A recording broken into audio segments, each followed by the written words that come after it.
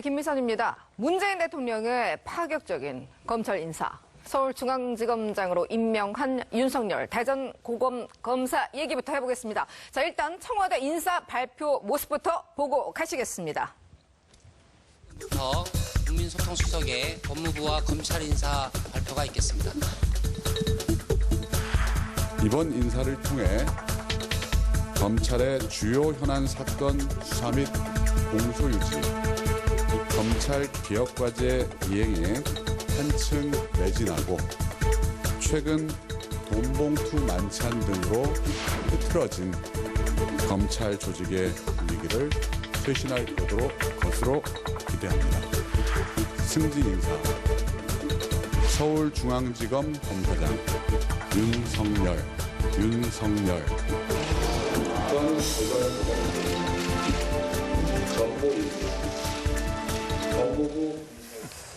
청와대 기자들은 정말 산전수전 다 겪은 기자들이 가기 때문에 웬만한 발언이 나와도 조용히 치기만 할 뿐 반응 절대 보이지 않습니다. 그런데 와, 헉 소리가 튀어나왔어요, 최 기자. 네, 오늘 발표가 10시 30분에 있었습니다. 네.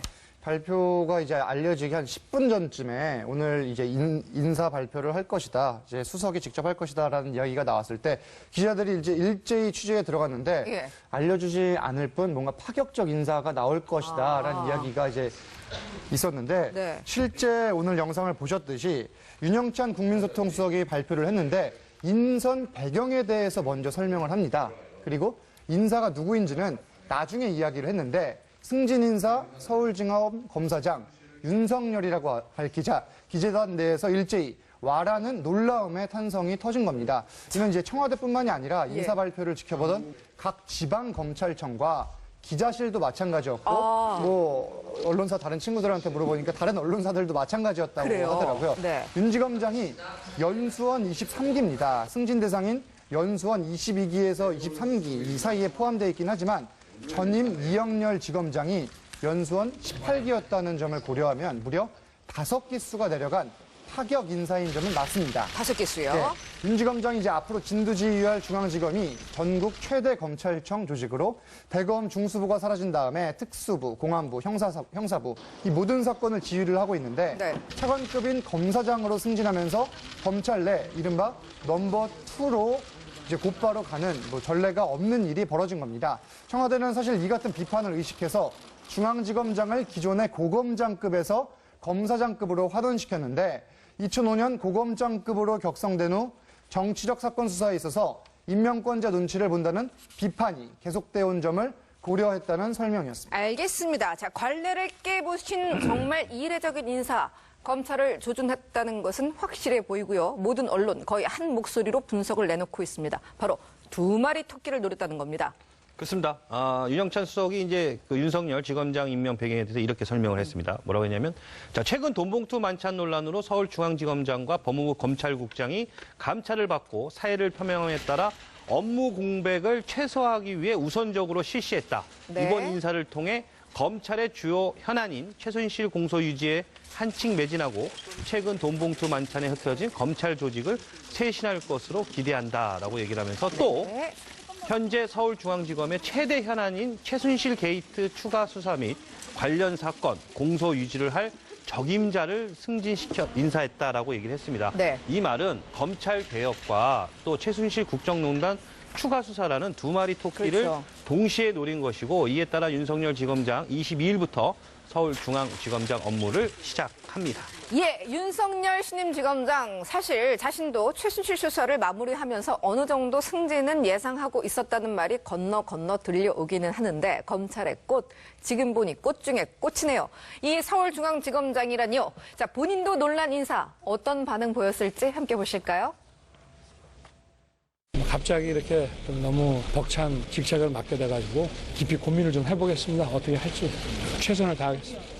지금 검찰 개혁 이슈가 한창인 가운데 들어서시는 거라 하여튼 맡은 일을 최선을 다해서 열심히 하고 어떻게 잘 할 수 있을지 좀 깊이 고민해 보겠습니다. 공판 공격 시작인데 네, 지금까지 서울지검하고 특검하고 잘 재판의 공조가 이루어져 왔기 때문에 뭐 그런 기조가 잘 유지되지 않을까.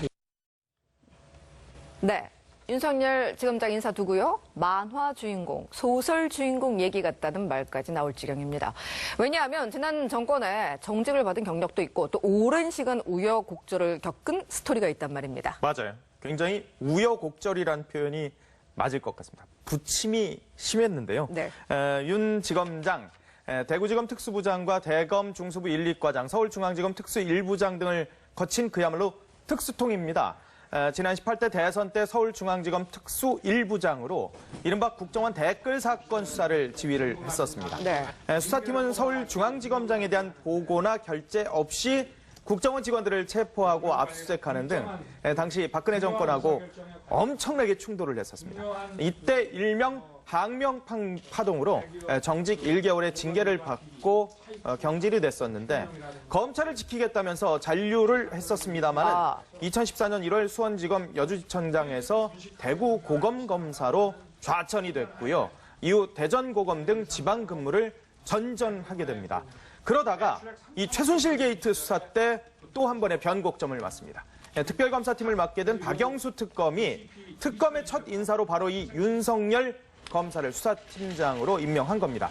애초에 그 윤 지검장은 보복성 수사를 좀 우려해서 특검팀 합류에 좀 회의적인 태도를 비쳤다고 합니다. 그런데 박영수 특검의 끝없는 설득 끝에 합류를 했고요. 현 정권 실세들을 잇따라 구속시키는 등 맹활약을 했습니다. 결국 오늘 서울중앙지검장에 임명이 됩니다. 네, 맞습니다. 많은 분들이 잊고 계셨을 텐데 윤 지검장 사실 특검 합류 고사하다가 결국엔 들어갔었습니다. 그때 이런 말을 남겨 화제가 됐는데 잠깐 보고 오겠습니다. 파견이 되면은 사심 없이 정도 있는 수사를 해달라는 부탁을 했고 이에 윤 검사도 맡게 되면은 열심히 하겠다고 답변을 했습니다. 일부에선 뭐 보복에 대한 얘기를 좀 하고 있거든요. 검사가 수사권 가지고 보복하면 그게 깡패지 그게 검사입니까?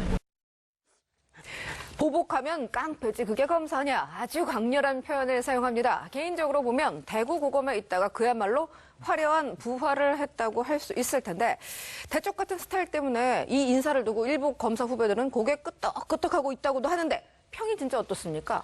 네, 말씀하신 대로 대쪽 검사, 강골 검사 이런 평가들이 나오고 있습니다. 네. 윤석열 지검장이 특검팀 수사 당시에 과거 2차례 정도 직속 상사였던 우병우 전 수석 수사도 담당을 했었는데 평소 안부 전화를 주고받을 정도로 친근한 사이였지만 특검 사무실에 마주 앉아서는 냉랭한 분위기가 연출됐다고 합니다.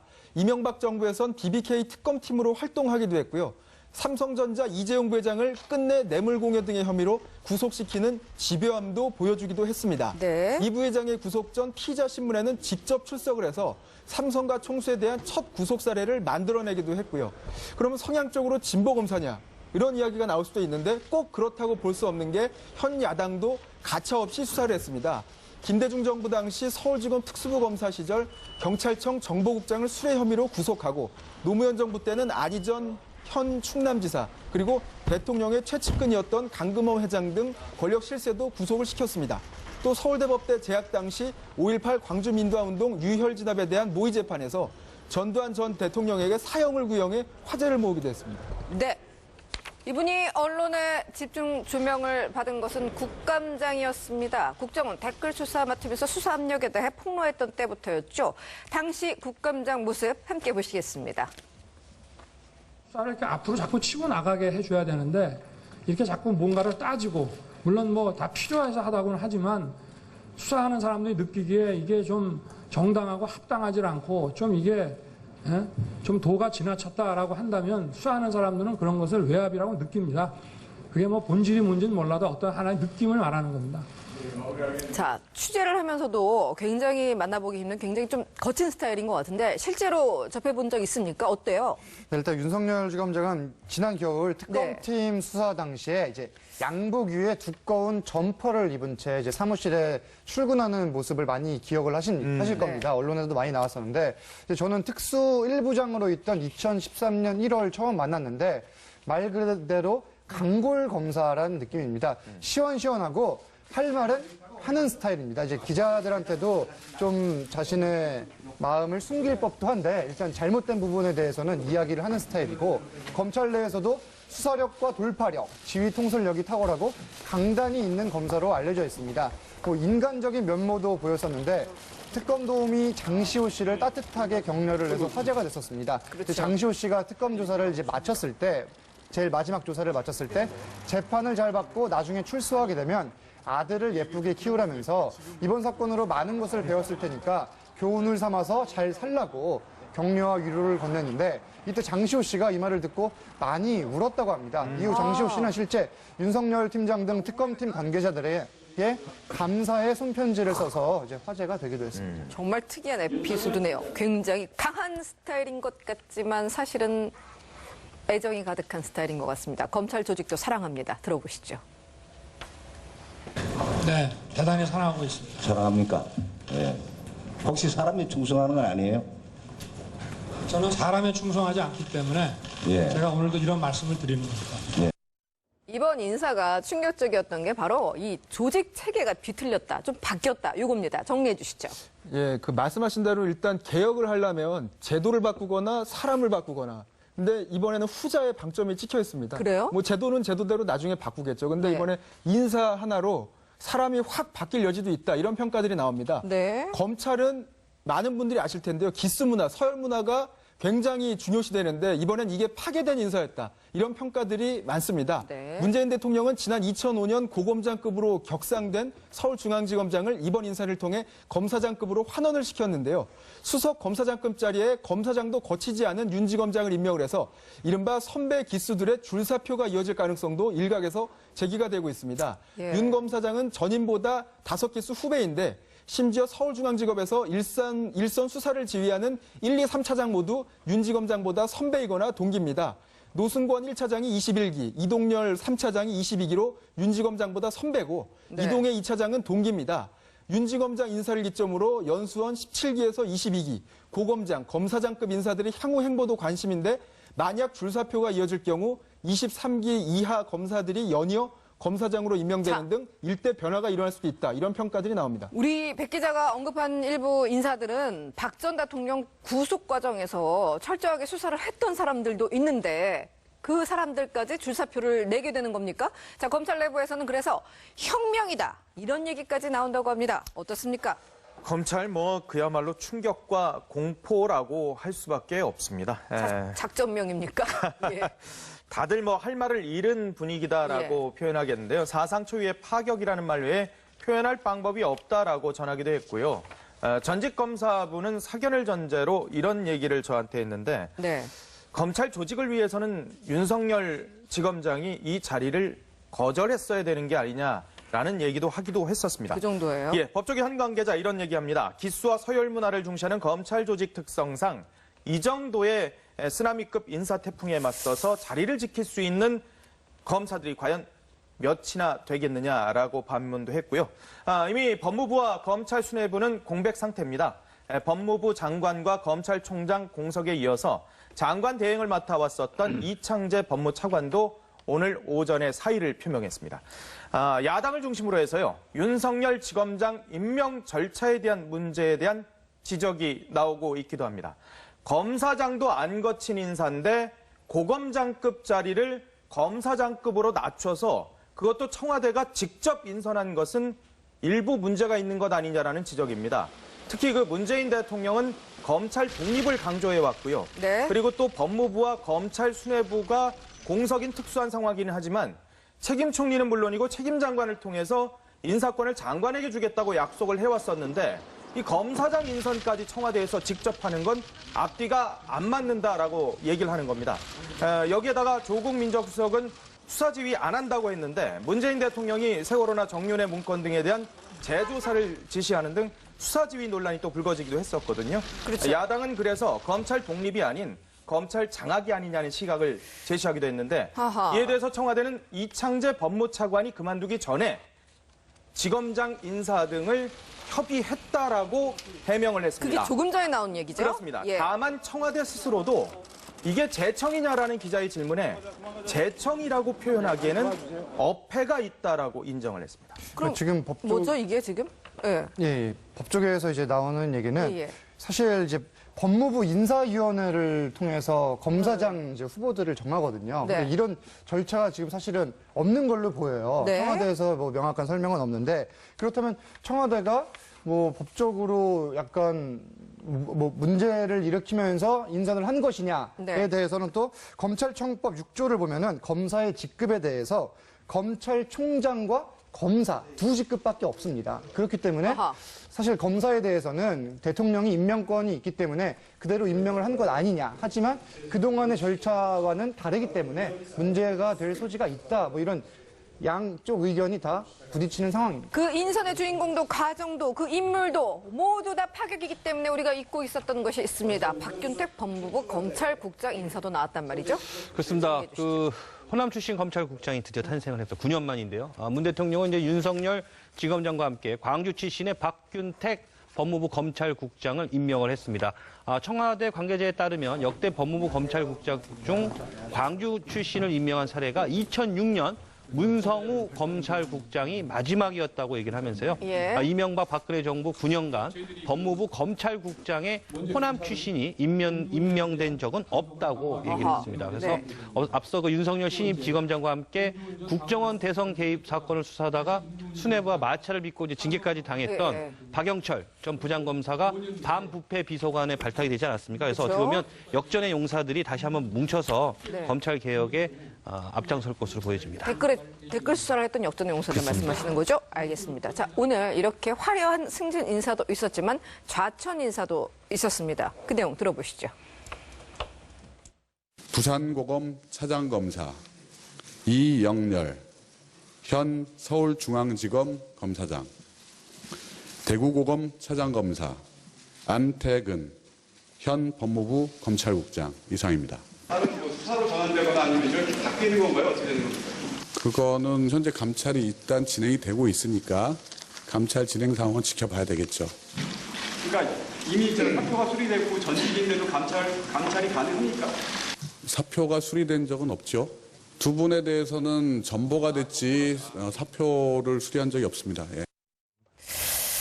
자, 좌천 인사를 청와대 이 수석이 발표한 것도 정말 오랜만에 봤습니다. 일명 이 돈봉투 만찬과 연루된 이영렬 지검장 그리고 안태근 국장은 지금 좌천이 됐습니다. 지금 어떤 상황입니까? 이영렬 지검장이 이제 부산고검 차장검사로 그리고 안태근 국장이 대구고검 차장검사로 좌천이 됐는데 네. 사실 두 사람 모두 사의를 표명한 상황입니다. 이전에 그렇죠. 예. 근데 중앙지검장과 월요일에. 법무부 검찰국장은 차장검사로 보낸 전례가 없는 인사입니다. 현직 검사 신분을 유지한 상태로 결국은 철저한 감찰을 통해 비위 여부를 먼저 분명하게 가린 다음에 사표 수리 여부를 결정하겠다는 이제 의지로 이 읽힙니다. 정도 급의 좌천은 전례가 없었다고요?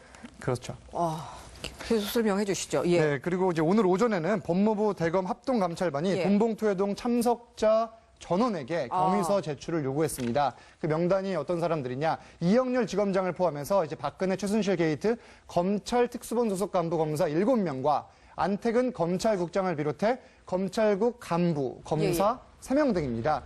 조만간 이영렬, 안태근 검사 두 사람에 대한 대면 조사도 진행될 것으로 보입니다. 네, 좌천이 청와대에서 발표된 안태근 국장 우병우 라인으로 꼽혀왔습니다. 과거 국정감사에 출석해서 좀 불성실한 모습을 보인 것이 화제가 됐었는데 다시 한번 보실까요?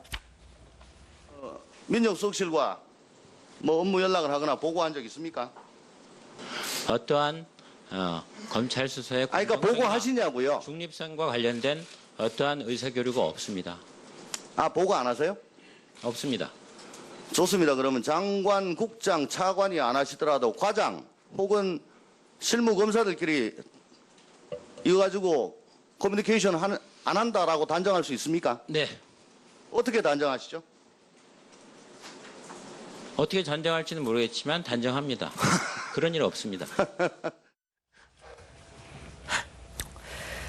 돈봉투 만찬 본격 조사 시작됐고요. 합동 감찰반 꾸려졌습니다. 자, 식사한 사람은 10명인데 그거 들여다보는 감찰반은 22명입니다. 자, 그런데 감찰반 구성에 문제가 있다는 얘기도 나오는데 이것도 짧게 전해주시죠. 네, 합동감찰반 그야말로 산 넘어 산입니다. 그래요? 검사 7명 등 총 22명으로 구성된 합동감찰반은 법무부 감찰관을 총괄팀장으로 하되 법무부 감찰관실과 대검 감찰본부가 역할을 분담하기로 했는데요. 법무부 감찰관실이 법무부 간부들을 조사하고 대검 감찰본부가 검찰 측을 조사하는 형식이라 이른바 제19 감싸기 아니냐 이런 말들이 벌써부터 전해지고 있습니다. 알겠습니다. 그런데 윤석열 지검장 임명 소식에 최동전 검찰총장이 실시간 검색어에 오르던데 그거 왜 그런 건지 좀 설명 좀 해주세요. 저도 포털 사이트 보고 이거 참 신기하다고 생각했는데요. 네. 윤석열 지검장 과거 사실 댓글 수사 합류했던 게 바로 수원지검 여주지청장으로 근무하던 상황에서 네. 최동욱 검찰총장이 특별수사팀장으로 임명을 했었거든요. 이 인연이 다시 떠오르고 있는 겁니다. 최동욱 전 총장은 윤 지검장에 대해서 문무를 겸비한 훌륭한 검사다.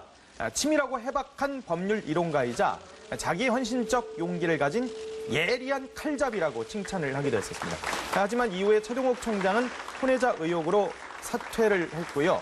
윤석열 검사가 좌천 뒤에 4년 만에 이렇게 회생한 것을 두고 그래서 최동욱 전 검찰총장도 부활하는 것 아니냐 이렇게 얘기를 하고 있는 겁니다. 최 전 총장 특검팀 구성 당시에도 사실 네티즌들에 의해서 추천이 됐었는데 그동안에 사실 변협에 의해서 변호사 개업이 좀 반려가 좀 됐었거든요.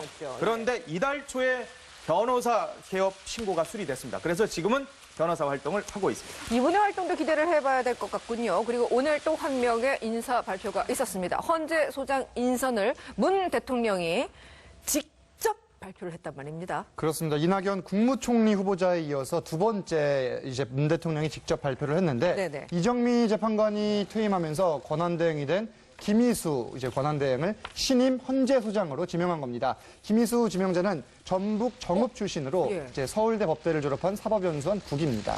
이제 2011년 사법연수원장을 지냈고 이제 이듬해 9월 국회 야당 추천으로 헌법재판관에 임명됐습니다. 1974년 유신 정권에서 민청학년 사건에 연루돼 64일 동안 구금되는 등 현재 5기 재판관 중 가장 진보적이라는 평가를 받고 있습니다. 통합진보당 정당 해산 사건에서는 9명의 재판관 가운데 유일하게 반대 의견을 내 주목을 받기도 했습니다. 문 대통령은 이제 오늘 직접 인사 내용을 발표하면서 현재 대행 체제가 이제 장기가 되면서 우려의 목소리가 나온다. 그렇기 때문에 이제 우선 인선을 했고 김희수 지명자가 사회적 약자를 보호하는 이제 소수 의견을 많이 냈고 헌재소장 공백이 이른 시일 내에 해소되도록 국회에 부탁한다라고 밝혔는데 이 얘기만 하고 사실 이제 퇴장을 할 줄 알았는데 기자들도 질의응답이 없다고 통보를 받았었고요. 근데 갑자기 이제 질문을 받겠다고 하면서 이 질의응답 장면이 그대로 라이브로 중계가 되는데 뭐 이 모습이 중계가 된다면 사실 확인해봤어요. 혹시 먼저 질문이 짜여져 있던 거나 그동안 이제 청와대 기자회견에서 질문을 이제 짜놓고 하는 경우가 많아서 비판을 많이 받지 않았습니까? 순서와 내용 그리고 질문할 사람을 짜는 경우도 있죠. 오늘은 그야말로 이제 즉흥적으로 이루어졌습니다. 즉흥적이었다고 하던가요? 확인했습니까? 확인을 했는데 뭐 누가 질문을 할지 어떤 내용을 할지 미리 정해진 거 없이 문 대통령이 직접 그냥 기자들의 질문을 받았다고. 질문은 뭐였죠? 질문 내용이요? 뭐 오늘 오전에 전북 출신 윤석열 지검장에 대한 질문도 나올 정도로 현 뭐 헌법재판관에 대한 질문뿐만이 아니라 다른 내용까지 질문을 받았습니다. 이 내용도 정리를 해서 전해드리도록 하겠습니다. 계속해서 다음 주제로 넘어가 보도록 하겠습니다. 박근혜 전 대통령에 대한 첫 공판 이제 4일 후면 드디어 치러지게 됩니다. 자, 그래서 오늘 그 역사적인 현장을 직접 볼 수 있는 기회를 서민들에게 법원이 나눠줬어요. 최 기자. 네, 이제 법원은 사회적 관심이 높은 사건에 대해서는 일반 국민에게 평등하게 방청 기회를 제공하고 있습니다. 사전에 방청 희망자를 응모받아서 추첨으로 방청권을 배부하기로 결정하는 건데 오늘은 다음 주 화요일과 목요일에 열리는 박근혜 전 대통령의 1, 2회 공판 추첨식이 열린 겁니다. 박 전 대통령의 재판이 열리는 서울중앙지법 417호 대법정은 모두 150석 규모인데 법원은 이 가운데 사건 관계자와 취재진 등을 위한 지정석을 제외하고 남은 좌석을 일반인에게 배정한 겁니다. 모두 68개 자리. 알겠습니다. 그래서 오늘 10시부터 진행됐던 방청권 추첨에 저도 신청하러 잠시 다녀왔거든요. 함께 보시겠습니다.